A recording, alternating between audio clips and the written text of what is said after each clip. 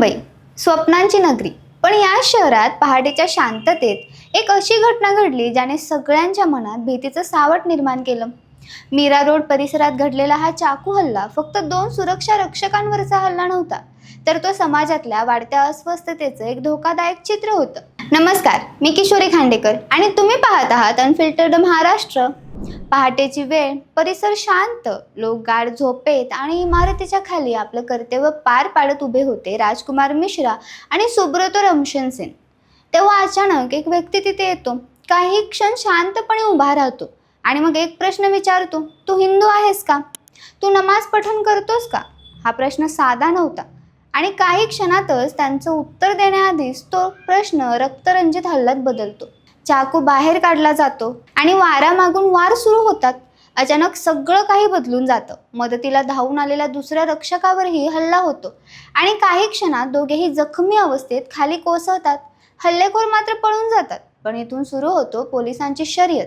CCTV footage तपासलं जातं, प्रत्येक हालचाल तपासली जाते आणि काही वेळातच समोर येते एक नाव, 31 वर्षीय जैन झुबेर अन्सारी. मुंबई पोलिसांची वेगवान कारवाई सुरू होते आणि अवघ्या 1.5 तासात आरोपीला अटक केली जाते.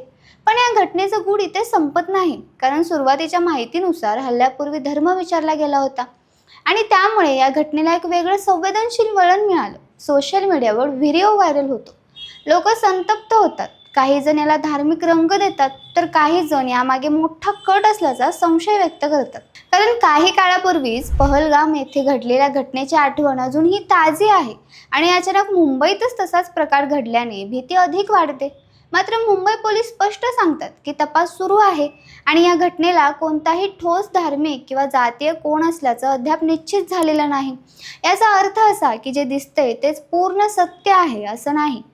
अजून तपास बाकी आहे. आरोपीची मानसिक स्थिती, त्याचा भूतकाळ, त्याचे संपर्क सगळं तपासलं जात आहे. पण या सगळ्यात एक गोष्ट स्पष्ट होते की अशा घटना फक्त जखमा देत नाहीत, तर त्या समाजात अविश्वास पसरवतात. लोक एकमेकांकडे संशयाने पाहू लागतात. सुरक्षा रक्षक सुद्धा सुरक्षित नसतील तर सामान्य नागरिकांचं काय, असा प्रश्न निर्माण होतो. सोसायटींमध्ये चर्चा सुरू होते, सुरक्षा वाढवायची का, अनोळखी लोकांवर नियंत्रण ठेवायचं का? आणि सगळ्यात महत्त्वाचं म्हणजे अशा घटनांकडे आपण कसं पाहतो. कारण जर आपण प्रत्येक घटनेला लगेच धर्मांचा रंग दिला तर आपण नकळत भीती आणि द्वेष वाढवत आहोत. यामुळे सत्य समोर येईपर्यंत संयम ठेवणं गरजेचं आहे, पण त्याचवेळी सतर्क राहणंही तितकंच महत्त्वाचं आहे. कारण सुरक्षितता ही फक्त पोलिसांची जबाबदारी नाही, ती प्रत्येकाची आहे. आजच्या काळात माहिती आणि अफवा यामधला फरक समजून घेणं खूप आवश्यक झालं आहे. कारण एक चुकीची माहिती संपूर्ण समाजात तणाव निर्माण करू शकते आणि म्हणूनच प्रत्येकाने स्वतःला एक प्रश्न विचारायला हवा, आपण खरंच सत्यावर विश्वास ठेवतोय का, की फक्त व्हायरल गोष्टींवर? मुंबई नेहमीप्रमाणे या संकटातून बाहेर पडेल, पण हा प्रश्न कायम राहणार आहे. ही फक्त एक घटना आहे का, की काहीतरी मोठ्या बदलाची सुरुवात? याचं उत्तर काळच देईल. तोपर्यंत एकच, सतर्क राहा, सुरक्षित राहा आणि एकमेकांवर विश्वास ठेवा.